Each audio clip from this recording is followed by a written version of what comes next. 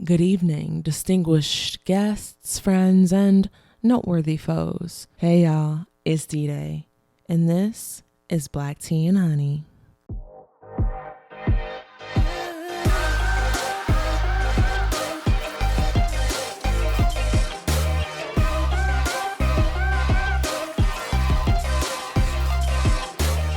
𝐁𝒋𝐶. Happy belated summer solstice. I know that it's July, but I wanted to just say happy solstice and greetings that we are now here in the summertime. And today's topic, this is the first podcast. So what are we going to talk about? What are we here for? Well, serendipitously, I came across the topic of moving with grace.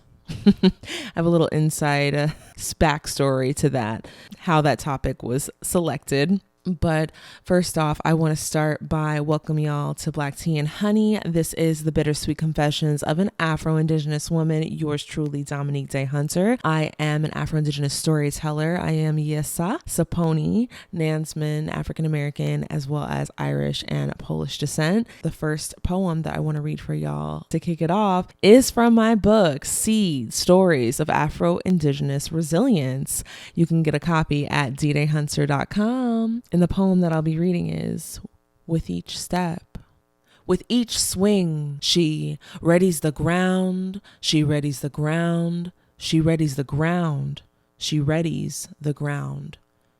With each finger, she pushes seeds down, she pushes them down, she pushes them down, she pushes them down. With each breath, she begins to pray. She begins to pray. She begins to pray. She begins to pray. With each word, she calls out for rain.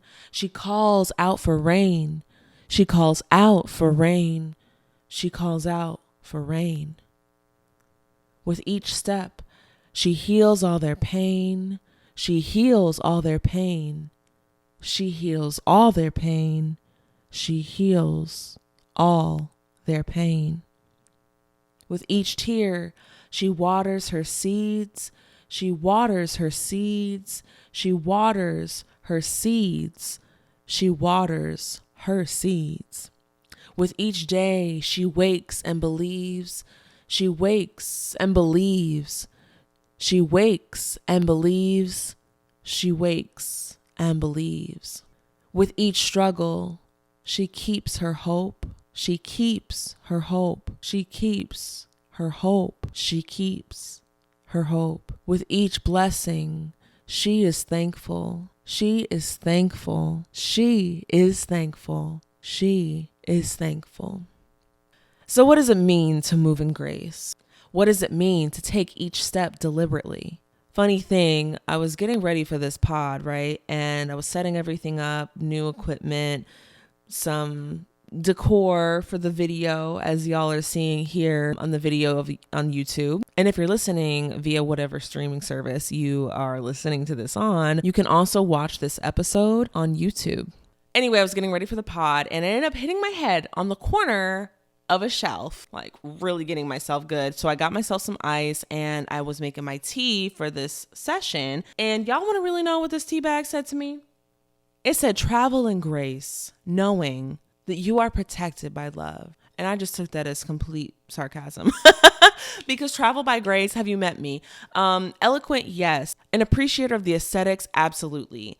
Physically graceful, absolutely not. We're working on it. So what does it mean to move in grace? Not only physically, but as an Afro-Indigenous woman in this world, how can I move in grace that honors me and that also honors my ancestors and honors other relatives to the extent that it respects my existence? It kind of brought me full circle to what it means to be a good ally and to be a good relative. There was a time in my life where instead of moving with grace or moving in grace, I moved with force, right? And don't get me wrong, we are a force to be reckoned with. I'm learning though to balance that, right? Being a force to be reckoned with and also moving in grace for the teaching to become the lesson in learning and the learning to become the lesson in teaching. With that being said, let's jump into our astrological forecast. First off, the sun is now in Cancer. So happy Cancer season to all my little crabs out out there. Currently, the moon is in Sagittarius, so we are making mood boards of dream vacations, are distancing ourselves from everything that is clingy and monotonous. In the next few days here on Monday or Moon Day, July 3rd, the moon will be in Capricorn. And not only will the moon be in Capricorn, it will be a full moon in Capricorn. And what does that mean? So last year, the moon in Capricorn was super transformational for me personally. I don't know about y'all, but I was in Phoenix, Arizona at the time. There was a huge monsoon rain. And after that huge cleansing rain, the clouds parted and the moon was there, shining beautifully. And the way that I interpreted that message was, it's through healing, it's through cleansing,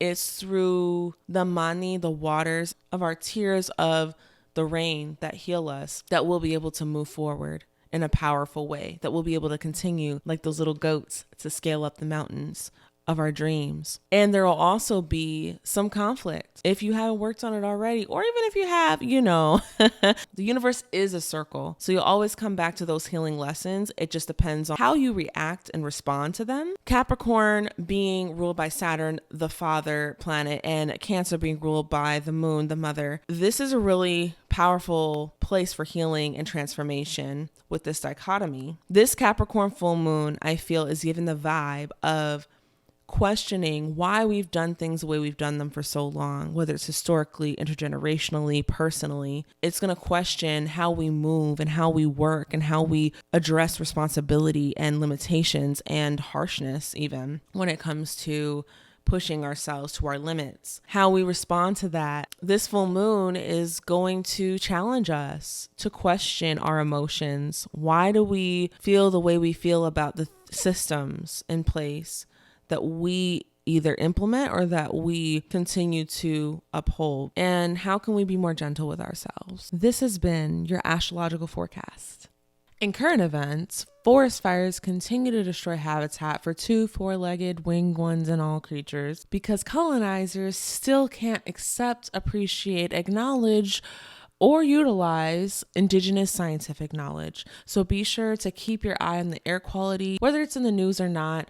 Just keep an eye on your air quality. I feel like this is just going to be something that we're going to need to be constantly checking on as the fallout from climate change continues to affect us. Our last segment is Auntie Advice. Anonymous sister asks, how do you know when it's time to leave a toxic situation, whether romantic or professional? First of all, Biwa, thank you, Anonymous sister, for sending in this question. For future Auntie Advice segments, be sure to go follow me on Instagram. I will be posting on my stories a little discussion, and you'll be able to submit your questions and I'll choose one to answer on our next episode. The biggest indicator for me in my life and my experience for when to leave a toxic situation is how sick and tired am I of being sick and tired. A lot of us were not taught boundaries, healthy relationships as children growing up. It's a lot more straightforward to learn these things in a safe environment with a guardian that you know, love, and trust versus trial and error of trying to figure it out when you're an adult. So first of all, I just want everyone who's watching who may be debating whether to leave a toxic situation or not. First of all,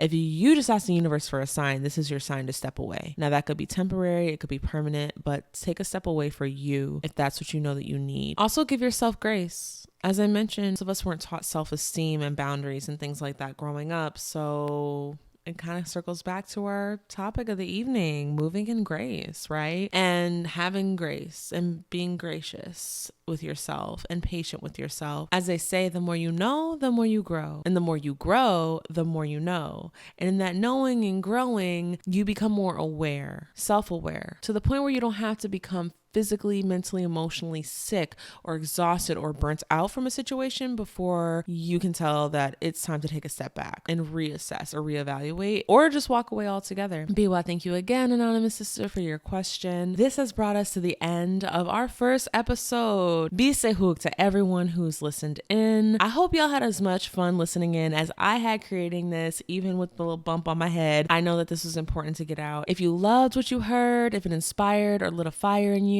like, comment, subscribe, follow, whatever button you need to push to let me know that you want to hear more Black Tea and Honey. And with that, this has been Dominique Daye Hunter, aka D-Day, with Black Tea and Honey. And remember, keep it raw, but also keep it sweet. Biwa. This episode was sponsored by Unsung Temple. Lauren Kennedy made these beautiful serpentile earrings. They are brass with sterling silver posts and snowflake onyx, baby. So be sure to go check out her work at Unsung Temple.